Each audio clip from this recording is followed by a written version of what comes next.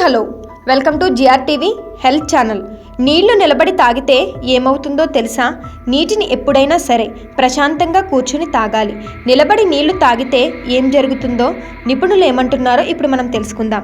నిలబడి నీళ్లు తాగడం వల్ల శరీరానికి అవసరమైన పోషకాలు అందవు.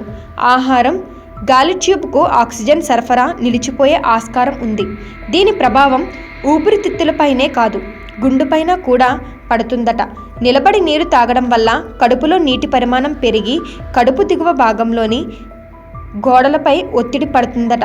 ఆ పరిస్థితుల్లో హెర్నియాకు గురయ్యే అవకాశం ఉందంటున్నారు. అంతేకాదు, నిలబడి నీళ్లు తాగడం వల్ల జీర్ణ వ్యవస్థపై ఎఫెక్ట్ పడుతుందట. తాగిన నీళ్లు వేగంగా వెళ్ళి పొత్తి కడుపుపై ప్రభావం చూపుతాయి. ఇది చాలా ప్రమాదకరం. ఇలా చేయడం వల్ల ద్రవాల సమతుల్యత దెబ్బతిని టాక్సిన్స్ పెరుగుతాయి.